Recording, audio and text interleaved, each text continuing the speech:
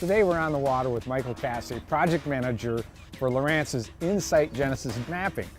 Michael, tell us what this is all about, because it's pretty exciting for the guy who wants to go out there and create his own maps. What Insight Genesis allows you to do is take a body of water that you may not have good mapping for, not enough detail, or there's no map at all available for it. There's 4 easy steps.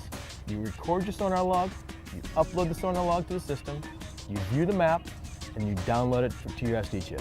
And then simply put it in your unit and you're ready to roll. Ready to roll. Well, let's run down the lake here and let's start gathering that data. All right.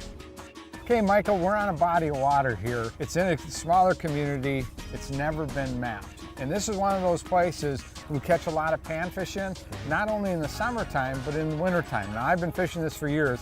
Now I have the ability to absolutely custom map this particular body of water. In all the detail that you want. First step is to record your sonar log. You just go to settings, you click on the sonar, log sonar, make sure it's going to your memory card, that's one thing. And then I'm gonna do the structure map as well, and then you hit record.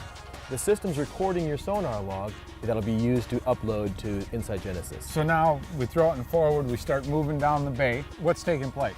Well, there's 2 ways to do it. If you want to do a specific intentional survey, you can go back and forth and cover as much of this area as possible. Run a second pattern that's perpendicular to the first one, basically mowing your lawn again. So you're laying out a grid, kind of lays like that. Yep. We've just been randomly, as you can see on the trail, going back and forth. You can use this map. This is fine, because you're going to get all this area that you've got. You're going to have some holes here and here that when you get back, you're going to view your map and go, oh, I missed that. Well, the next time out, you're going to make an intentional pass here. You're going to come through here and catch those areas. And the more times you do it, the more information you give to Insight Genesis, the more detail it gives back to you. You're not only getting the contours that you would get in any of the other maps, but it's also looking at the vegetation, it's looking at bottom hardness, seeing what the composition of the bottom is. You're telling me through the sonar logging and creating the custom map, I can figure out where those soft spots are? And you think you know all the soft spots on this body of water, because you've fished this for years. Yeah, exactly. But you're gonna get this back and you're gonna go, I never knew that spot existed. You'll get that with Insight Genesis. Wow, that's truly customizing your map. This is the only product that allows you to do that.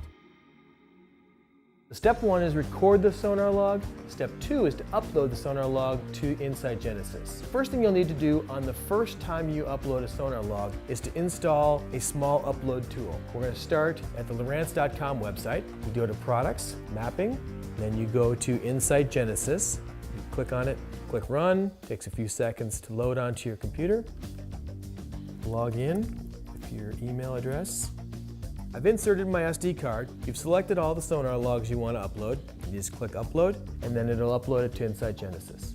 Well, we just finished the upload process, so the next step in the process is the view. You'll get a message up at the top of the screen or in your email box, or you can go just to the Insight Genesis tab and see all of the sonar logs that you've just uploaded. So let's take a look at one. I think this is one of the first ones we did, just a short little path just to kind of test it out. So here's the area, it gives you a Bing map of the area. What you can see, even in a quick pass, we got a lot of data, and none of this is made up. This is true sonar data. All these lines are from the sonar log. None of that's interpolated. It's just showing you straight data. We talked about 2 different methods of collecting data. One is the random one. The next one we'll show you is the deliberate, I'm going to go make a map. So what I'm looking at here is a lot of coverage. Now, what are these black holes, these black areas? So that's the areas that we didn't get. We never got close enough to this area to get good readings, so the map is smart enough to say, no, I didn't get you anything, it's not going to give you any made-up data. As you can see, we were aimlessly driving for, 10, 15 minutes here. We've covered most of that area. We have a few little holes, but next time out, if you could just make sure you make a pass here, here, and here, and when you merge the maps, you've gotten that entire body of water. Let's go back and look at where we did a deliberate survey. The nice part is it stores all of your logs. This is a detailed, deliberate map, and we're trying to do about 30 feet here. We went back and forth, we were perpendicular. Let's go into 1-foot contours and see how detailed that is. And let's zoom in on that. Wow. There's that. So now I'm looking at an area here that has an underwater point that comes out. It's not much of one, but over the years, we've catch fish off that spot. Now I see why.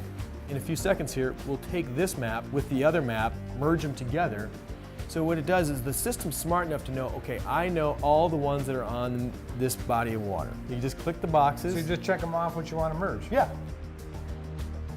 This might take a minute or two, which it didn't. Let's see if our merge map's ready. Here it is. Click on it. And it's going to take all those sonar logs, layer them on top of each other. Oh, there's one little place we didn't get. But the rest of this is very well covered. You can see the vegetation layers. This Lake Sylvan has very little vegetation. A little bit up here. You can also look at the bottom composition. The red is the hardest part, and then you have the soft is the gray right now. The more red it is, the harder. The more white it is, the softer. So what's even more intriguing to me, these hard pan spots, but these soft areas in this hard shell. The fourth step in the process is download. If you just click on the map generation, we're going to tie this to the 12-inch. Take the composition layer. Let's do 1 foot contours. Or you Yeah, think? 1 foot contours. Yeah, okay. The more detail, the better, as far as I'm concerned. Yep. And then all you do is you hit generate. Takes a few seconds here. And then what we'll do is we'll just save it to our SD card. And when you get it on your SD card, you have to extract it. So once we save it to the SD card, we're ready to go to the lake. Let's go.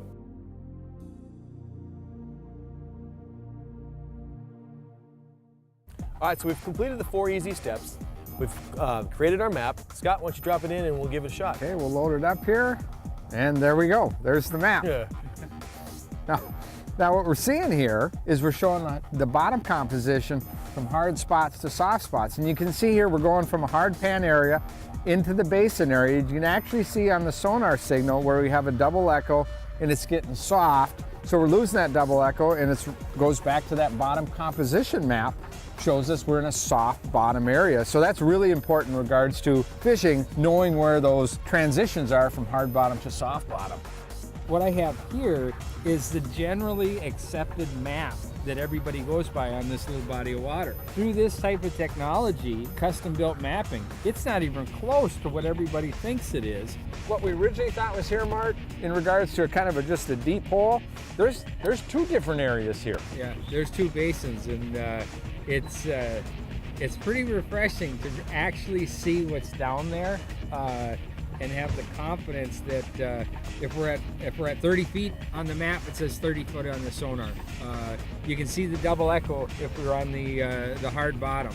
So I can see where this type of mapping will really give you an edge in regards to finding the sweet spot, finding the areas that hold fish, and why those fish are there.